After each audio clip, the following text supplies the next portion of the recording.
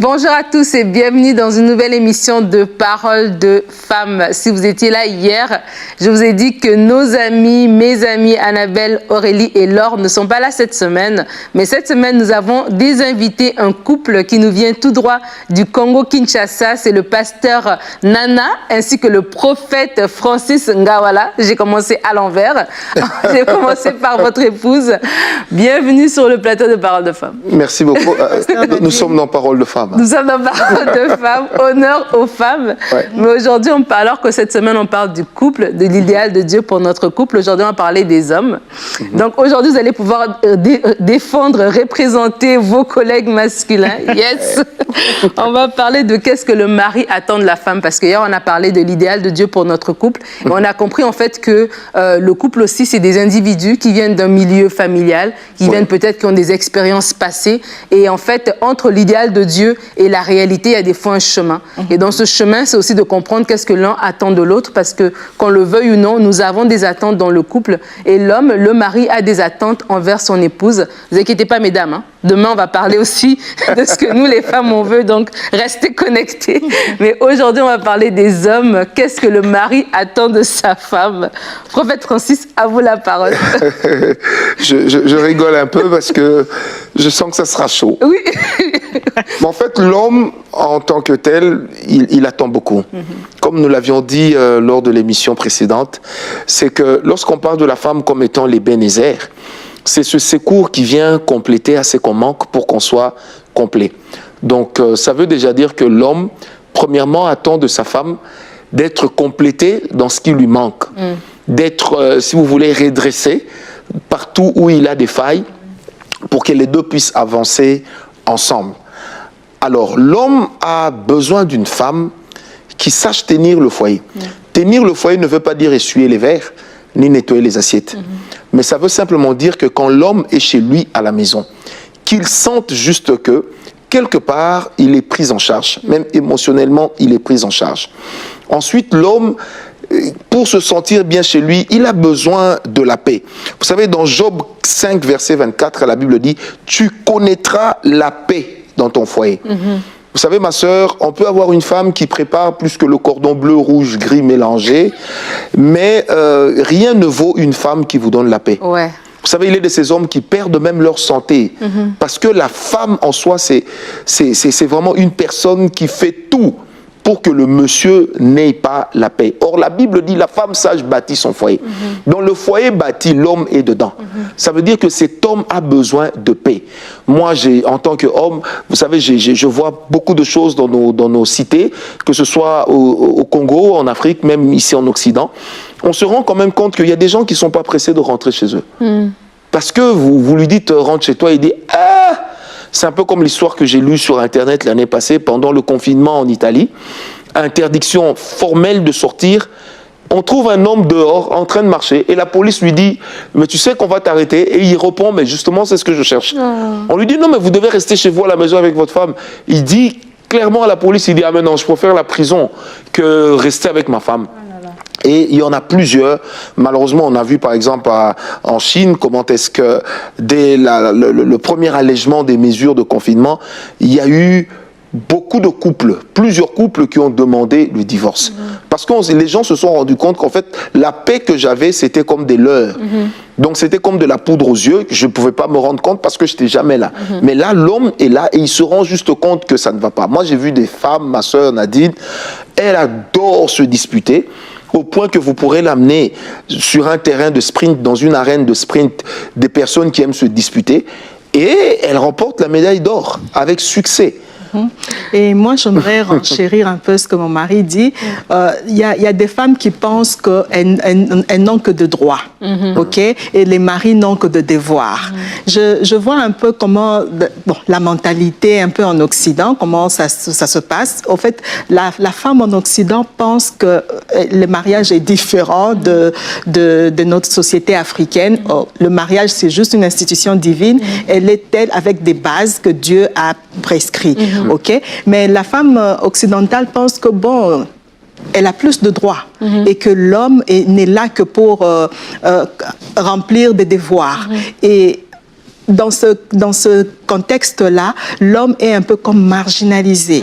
On ne prend plus soin de son homme, on ne prend plus soin de sa maison parce que, on doit aider. C'est vrai que je ne suis pas contre le fait que l'homme doit aider la femme, parce que quand on aime le bien-être de l'autre, et ça veut dire que même quand elle a des tâches à accomplir, on peut l'aider dans ses tâches. Mais on ne doit pas en faire un devoir au point que la femme baisse les bras et se dit, bon, c'est l'homme qui doit faire et moi je suis là juste pour récolter les résultats. Et c'est ce qui blesse un peu. On nous dit un changement des mentalités. D'autres parlent encore je peux parler de parité ou ce genre de choses. Mais au fond, ce n'est pas ça le rôle d'une femme. Elle doit être cette aide qui doit d'abord apporter la paix à son homme. Parce que l'homme qui a la paix s'épanouit. L'homme qui a la paix il devient fort. L'homme qui a la paix, il est content. Et quand il est content, c'est ta bénédiction, c'est ta propre bénédiction. Nous ne pensons pas que l'homme est né là que pour accomplir nos désirs et nous n'avons rien d'autre à faire à la place. Nous avons plus à bâtir, comme la Bible nous dit, la femme sage bâtit sa maison. Même le comportement de l'homme, c'est nous qui le bâtissons en fait. Parce que si tu as une femme querelleuse à la maison, comme la Bible dit, c'est une carie. Ok? Mais ça change le comportement de l'homme. Et puis après, tu vas te demander, mais je ne sais pas qu'est-ce qui s'est passé. Mon mari a quitté la maison, parce que nous avons des exemples comme ça, nous recevons des cas où maman priait pour moi, je ne sais pas qu'est-ce qui s'est passé, même mon mari a quitté la maison, il n'est plus jamais revenu. Tu ne fais même pas un examen de conscience. Qu'est-ce qui s'est passé? Est-ce que tu as tenu ton rôle de femme? Est-ce que tu as bâti ta maison ou est-ce que tu l'as détruit de tes propres mains? Voilà. Ça aussi, c'est une chose que nous devons prendre conscience. Et vous avez dit quelque chose, en fait, c'est que qu'on soit en Occident ou qu'on soit en Afrique, en fait, dès qu'on est enfant de Dieu, on est dans le royaume de Dieu. Et quels sont les principes du royaume de Dieu? Voilà. Et vraiment, c'est important de s'adapter par rapport à notre environnement, parce que c'est vrai qu'il y a des femmes qui vont travailler, etc. Et comme le prophète l'a dit, être dans votre foyer, être une aide dans votre foyer, c'est pas une question de vaisselle, c'est pas une question de tâches ménagères, mais d'abord l'atmosphère du foyer même. Et la Bible va dire que vaut mieux vivre sous l'angle d'un toit que dans la maison d'une femme qui est querelleuse. Ça veut dire qu'en fait, en tant que femme, on a cette grâce d'apporter la vie par notre parole, par notre bouche, par l'atmosphère qu'on va maintenir, même spirituellement, dans notre foyer. Même si notre mari n'est même pas converti, mais spirituellement, il y a une atmosphère, il y a une sensibilité. Absolument. Il peut avoir pour dire non, ça c'est une maison de paix. Il n'a pas besoin de faire le tour du quartier pendant 15 minutes. La douleur de la carie. De la carie, voilà. Vous imaginez, vous prenez du paracétamol, ça ne va pas. Vous trouvez n'importe quel calmant, ça ne va pas. Il faut aller voir un dentiste. Donc ça devient compliqué. Ça devient très compliqué. Et puis ce qui est vrai, vous savez, moi en tant qu'homme, je dirais également que l'homme a besoin d'une femme qui sait le vanter. En fait, c'est une manière de dire qui sait dealer avec son ego. Parce qu'un homme, un vrai masculin, c'est quelqu'un qui a un ego. Ça veut dire que nous, les hommes, nous sommes nés avec une certaine fierté. C'est Dieu qui a fait cela. Alors, certains foyers se disloquent. Pourquoi? Parce que la femme veut montrer que cette parité qu'elle cherche dans la société doit être démise, même dans la maison. C'est-à-dire, écoute, monsieur, c'est 50-50. Hein, tu fais pas et tu verras. Hein, non, alors qu'en réalité, et cela est biblique, c'est que l'homme, quand il est à la maison, il a besoin de sentir que sa femme est en train de dealer avec son ego. Vous savez, je vais vous donner juste un exemple, maman Nadine. Vous allez vous rendre compte que certaines femmes, elle va avoir une discussion avec son mari. Elle dit, chérie, j'aimerais bien qu'on puisse peindre en bleu. Et puis l'homme dit, non, moi je veux qu'on peigne en gris. Finalement, le jour où l'homme peint en bleu, la femme tout de suite, oh, tu as fait comme j'avais dit, tu vois que j'ai toujours raison. L'homme n'aime pas ça. Une femme sage dira, oh, mais tu as eu une brillante idée, mais tout en sachant que l'idée est la sienne. Ensuite, il faut savoir, quand on deal avec l'ego de l'homme, lui donner sa place lorsqu'il y a des invités. Nous avions connu un couple ami, aujourd'hui divorcé. Pourquoi? Parce que quand la femme parlait, l'homme était à 2 mots, la femme était à 88 243 mots. Et quand vous posiez la question au couple, la femme répondait au point de dire à l'homme, tais-toi, toi tu ne sais pas, laisse-moi répondre. Alors vous imaginez les frustrations.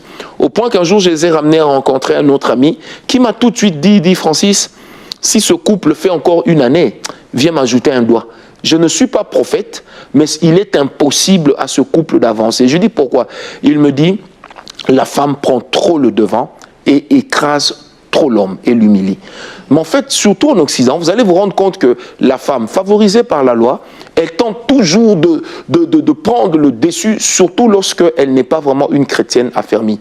Mais après, nous avons aussi des problèmes, ma sœur, maman Nadine, permettez-moi de le dire ici, parce que la chaîne est très suivie, c'est que des fois, nos sœurs qui viennent d'Afrique, quand elles s'installent en Occident, elles deviennent plus occidentales que les femmes qu'elles ont trouvées. Et elles rejettent complètement la culture d'Afrique. Oublions que même dans nos cultures, il y a des choses qui sont des valeurs qu'il faut savoir garder, qu'il faut savoir préserver. Et ça dérange beaucoup.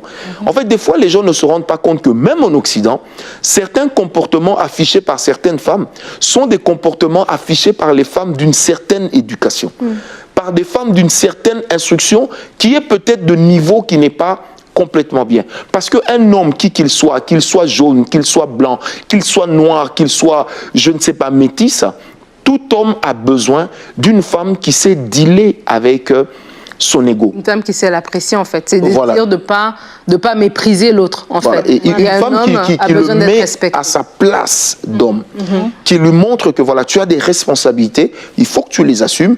Et moi aussi, en tant que femme, j'ai des attentes par rapport à toi. C'est très important. Et là, quelque part, vous savez, il m'arrive des fois, quand je me réveille le matin, de dire à ma femme, oh, tu sais que j'ai envie de dormir, mais tu es là, les enfants sont là.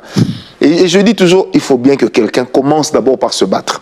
Donc si toi tu te bats, c'est pour me compléter. Mais il est de mon devoir d'abord de pouvoir me battre. Et ça, il y a plusieurs femmes qui l'ignorent. Oui. Il faut savoir dealer avec cette chose. Et ça, c'est vrai ce que vous dites par rapport à... C'est une vraie problématique de l'immigration, en fait. Oui. Moi, pour l'avoir vu, des personnes qui viennent d'Afrique, qui viennent de... En fait, je crois qu'ils viennent d'endroits où est-ce que la culture, des fois, se marie déjà aussi avec des bonnes valeurs et qui vont faire que déjà, naturellement, vous avez des bonnes valeurs. Et quand vous arrivez dans un autre endroit qui ont des valeurs contraires, et si vous n'êtes pas affermi dans votre marche avec Dieu, c'est justement, des fois, il y a des couples qui avaient des déséquilibres de l'autre côté. Et si dans un couple, on a parlé hier de l'importance du modèle divin, de l'importance de l'idéal de Dieu, de cette harmonie, de cette complémentarité, vous avez parlé de la femme qui est venue comme un complément, et que si en Afrique déjà on avait un débalancement, ou parce que c'était le papa qui avait plus d'argent, écrasait la maman, mais la maman elle a appris.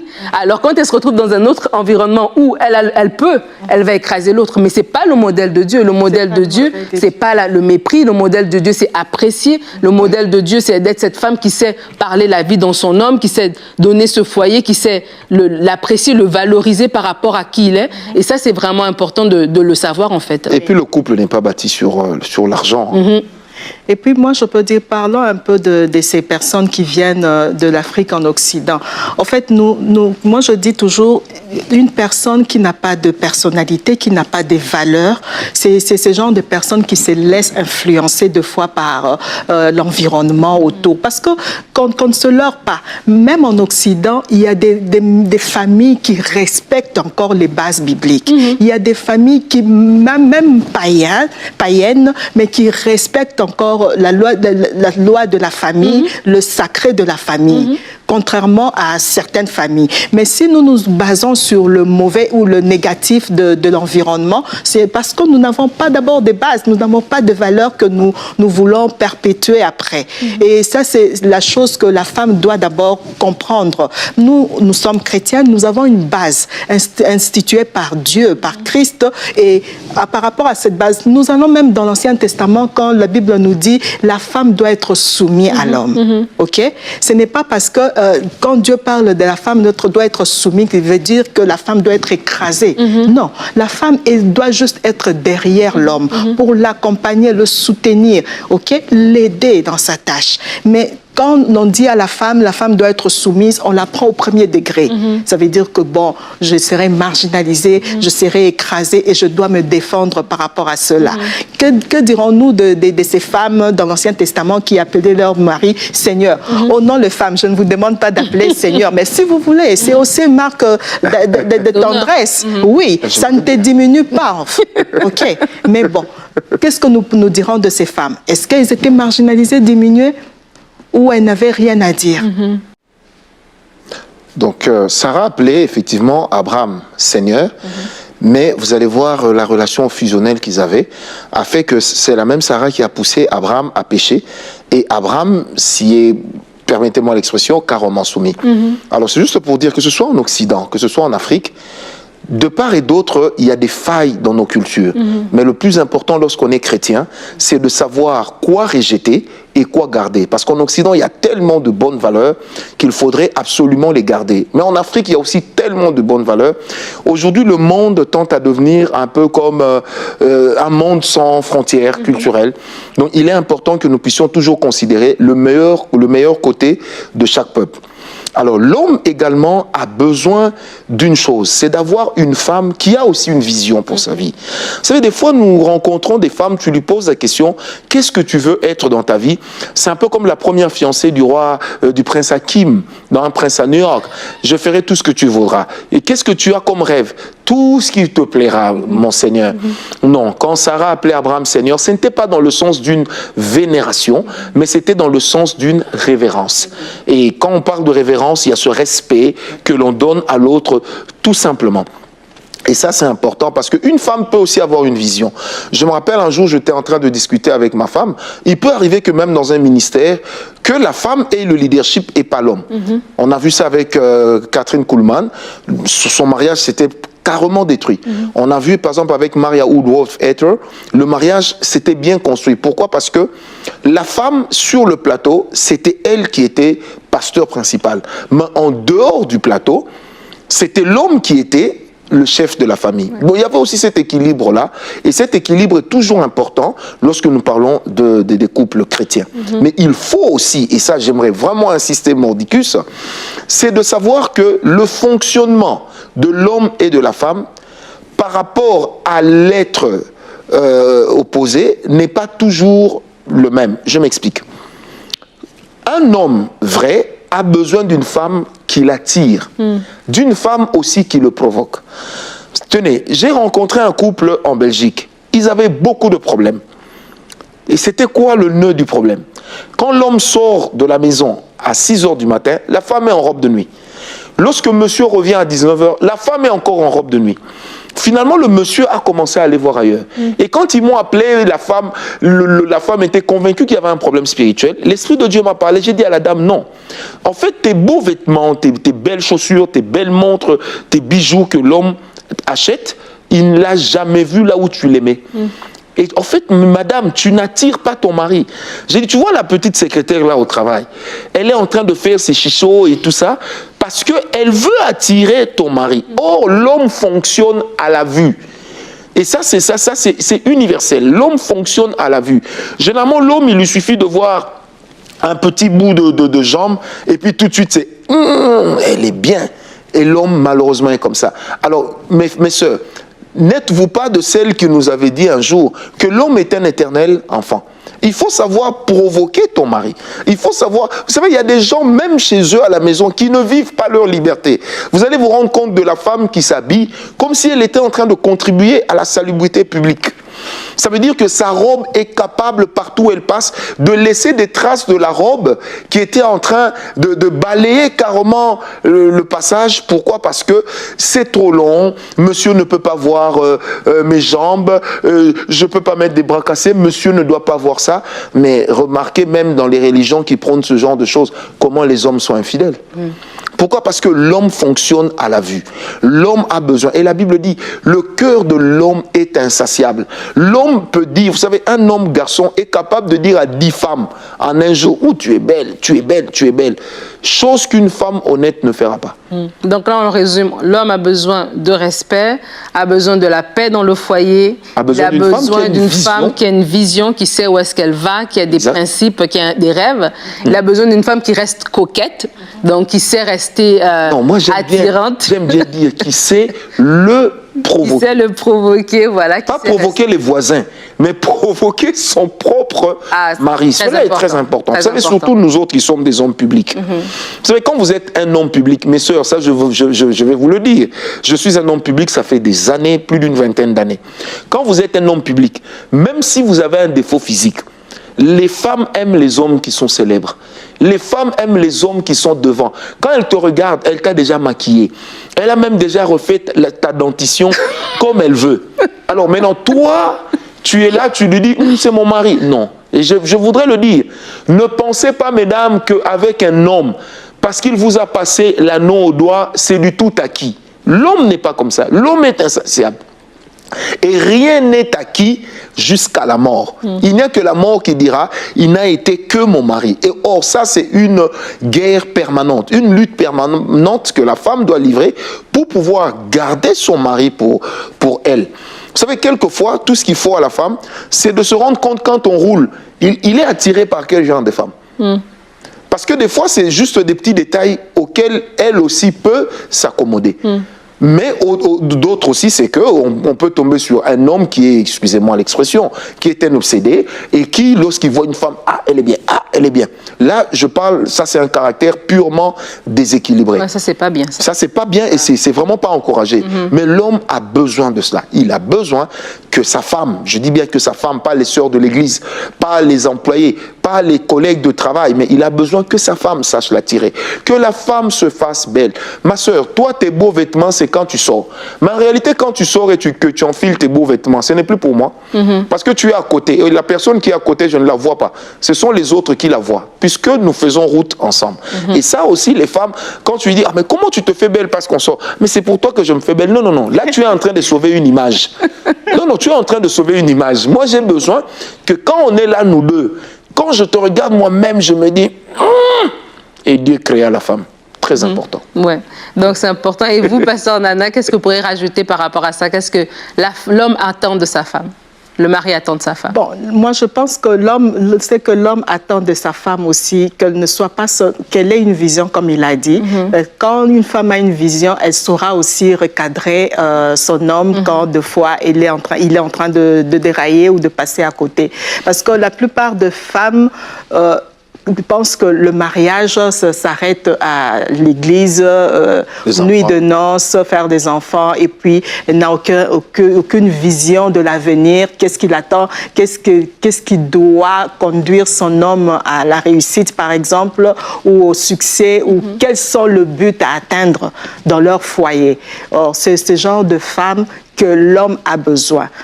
Le mariage ne s'arrête pas seulement à dire oui, je t'aime, oui, je le veux, oui, faisons des enfants, mais quel genre de bagage vous allez apporter à votre mari, quel genre de bagage vous allez apporter à votre maison, quel genre de bagage surtout vous allez apporter à vos enfants, quel genre de bagage vous allez apporter dans votre maison pour la bâtir. Et puis surtout, ça j'aimerais bien ajouter, insister, l'homme a aussi besoin d'une femme mature. Pas d'une femme, tout ce qui se passe, elle va le raconter aux voisins. Et les voisins deviennent un peu comme des policiers qui savent tout ce qui se passe chez vous. Parce que moi, j'ai vu des femmes qui n'ont aucun secret. Surtout quant à la vie intime du couple. Moi, j'ai toujours dit aux sœurs, n'oublie pas que cet homme-là que tu trouves beau, que tu trouves bien, peut-être que la voisine aussi le trouve bien. Et quand toi tu vas tout le temps dire, hé voisine, tu sais, d'ailleurs lui là, et ceci et cela, eh bien la voisine peut en ce moment-là asseoir toutes ses projections et se dire, donc je vais le prendre. Parce qu'on a surtout vu cela dans les histoires des fiançailles, même dans les milieux des chrétiens. Vous allez tout le temps dire à vos amis ce qui se passe avec votre fiancé. Le lendemain, vous apprenez que votre fiancé s'est fiancé officiellement et s'est marié avec celle qui était votre meilleure copine, qui a créé une crise pour vous isoler, juste pour se mettre avec l'autre. Donc cela aussi est très très important parce que, en fait, on attend beaucoup de la femme. La femme, c'est la force intérieure de la maison. L'homme, c'est peut-être une force physique, mais la femme, c'est vraiment cette force intérieure. Et sachant qu'elle est une force intérieure, elle a besoin aussi, et ça détruit, c'est que l'homme a besoin que sa femme puisse être une personne qui s'intéresse à lui, qui s'intéresse à ses jeux, qui s'intéresse à ses hobbies, qui entre dans sa vie, même dans sa vie de jeu. Aujourd'hui, vous allez dire, ah non, moi j'aime bien suivre tel genre de truc, telle émission, telle série. Écoute, toi tu vas suivre alors ton journal télévisé au salon, moi je vais rester dans la chambre. On ne se rend peut-être pas compte, mais on est en train de lui créer une certaine indépendance vis-à-vis de soi. Or, la femme, bien, a besoin d'accompagner son mari, même dans ce qu'il aime. Elle a besoin d'être là à ses côtés. Et quand l'homme se rend compte que, tiens, j'aime bien le jeu d'échecs, ma femme, bien qu'elle n'est pas très futée, mais elle se bat quand même pour comprendre, ça fait déjà quelque chose. Parce que n'oubliez jamais que ne pas partager le même centre d'intérêt ou ne pas fournir l'effort pour s'intéresser au centre d'intérêt de l'autre, ça met aussi votre foyer en danger. Parce qu'aujourd'hui, il y a toujours certaines femmes qui sont comme des renégats, qui sont également comme des tireuses d'élite, permettez-moi de le dire, des snipers. Ça veut dire, elle va bien observer votre mari. Ah, il aime bien telle chose. Ah, il aime bien. Et puis comme ça, bonjour patron, est-ce que tu as suivi le match du PSG hier contre Marseille? Est-ce que tu as suivi? Petit à petit, l'homme sent que, tiens, mais cette fille, elle est intelligente. Cette fille, elle s'intéresse à moi. Et un beau jour, cette fille-là, qui n'est peut-être pas jolie comme maman qui est à la maison, mais elle rafle le mariage. Et ça, c'est des choses qui existent un peu partout. Dans toutes les sociétés au monde, le mariage est toujours en danger parce que n'oublions jamais que le diable ne peut que combattre le mariage, étant donné que le mariage reflète ce qu'est l'amour et ce que doit être l'amour. Et le diable n'aime pas que l'amour règne. Et moi, je pourrais rajouter que ce que l'homme attend d'une femme, peut-être sans l'avoir dit, c'est une femme de prière. Et une femme de prière, c'est une femme aussi qui va garder son foyer par rapport à tous ces dangers dont le pasteur Francis a parlé. Ce n'est pas le désir le cœur de Dieu que le couple vive dans la désunion, dans l'infidélité, toutes ces choses-là, mais de façon naturelle, oui, on peut appliquer les conseils, comme il a dit, de provoquer son mari, d'être présente, d'être disponible, mais de façon spirituelle aussi, nous devons couvrir notre foyer par la prière pour garder ces choses, pour que notre homme devienne de plus en plus mature, pour qu'il comprenne son rôle de chef de foyer, qui est un rôle pour aller, en fait, pour aller dans des nouveaux territoires. Josué était celui qui a été capable d'amener tout un peuple dans le pays promis, donc c'est vraiment un rôle important que l'homme a dans le foyer, et en tant que femme, en tant qu'aide, nous sommes là pour voir les angles morts, pour pouvoir justement encourager nos maris à aller plus loin. Alors je vous rappelle notre verset de la semaine, c'est pourquoi l'homme quittera son père et sa mère et s'attachera à sa femme et les deux ne feront qu'un.